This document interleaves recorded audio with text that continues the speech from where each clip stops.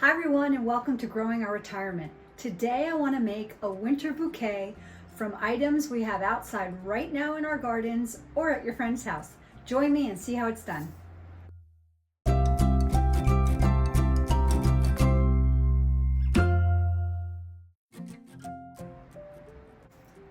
We're going to make a winter bouquet today. It's going to be really special because it's from everything going on in the garden right now in the middle of winter. I got some things from my garden, my daughter's garden, and from walking around the property and even on a path that you might be on a hike. There's something to find everywhere. At my house, we have hydrangea, dried hydrangea still in the tree because I don't cut it off in the fall because I like to see it in the winter. I have some anise hyssop here that dried beautifully, and it still smells like licorice. It's so cool. I had a papyrus plant on the patio all summer, and I have some really cool, dried bits from it that I just saved. And then I have these from my daughter's house. It's called teasel, and they just have the coolest seed pod. I just love them. I might spray paint a couple of those gold just for fun.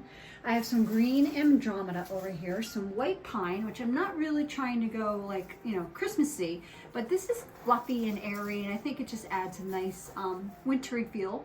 And then I went to the grocery store and I purchased some white carnations to emulate the snow. But you certainly don't have to have fresh flowers. Sometimes I do, sometimes I don't.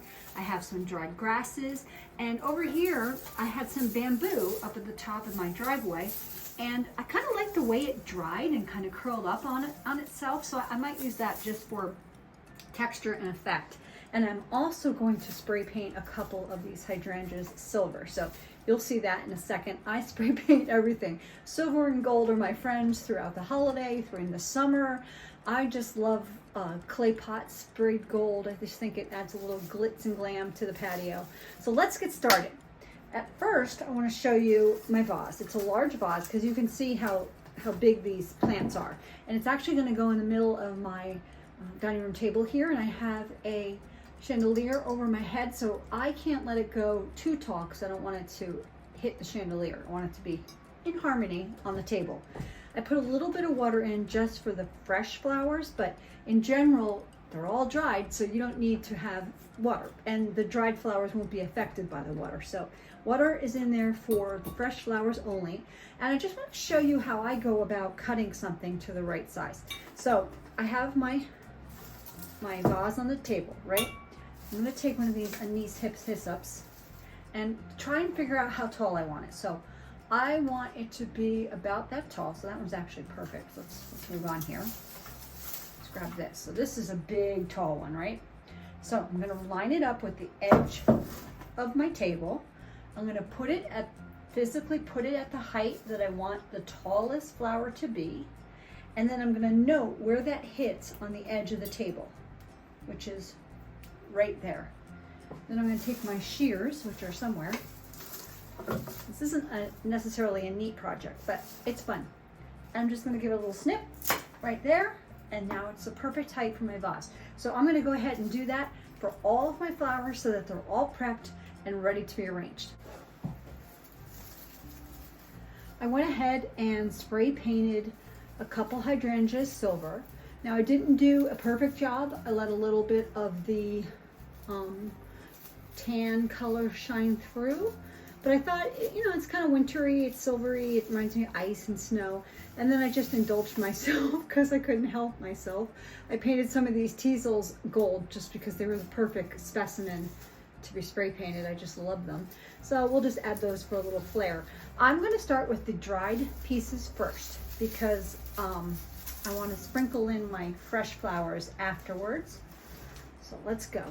Also, just so you know, I did have to adjust the height because I realized the fresh flowers were shorter than what I was going for. So I gave everything another whack to make them a little bit shorter.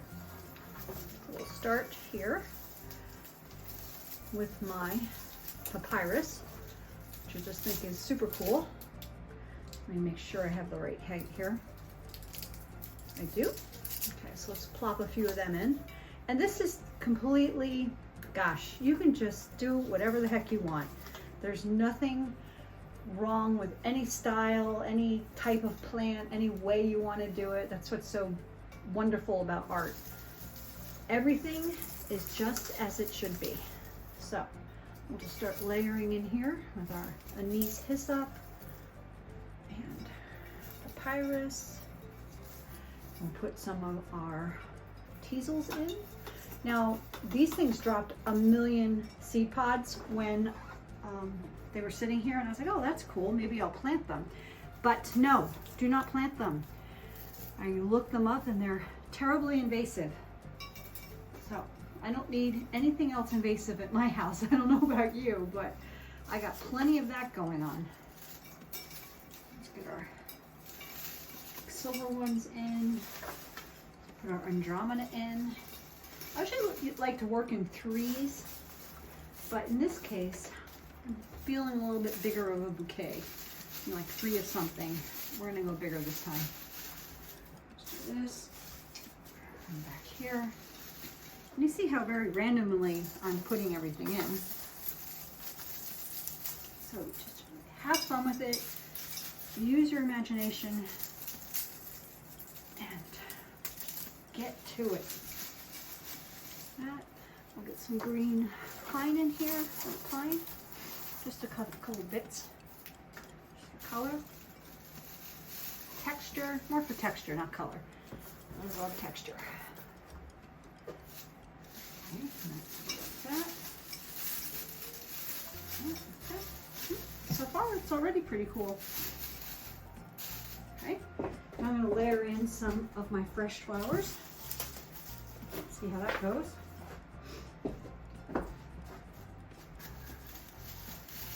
Ooh, some winter white. Gosh, that's pretty.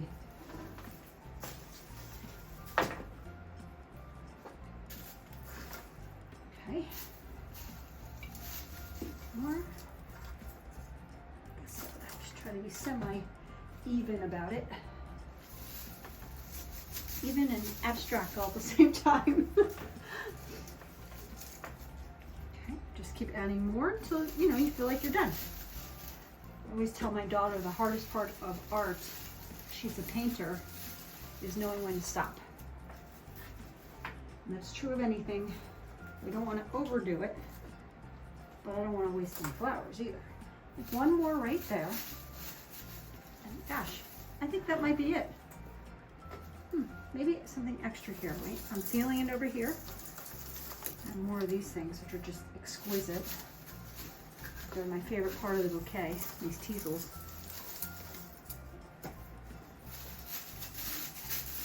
There we go. Ah, lovely. That looks wonderful. And there you have it. A winter bouquet that was super easy to do, made from things around my own garden and my daughter's garden or your friend's garden or your church's garden.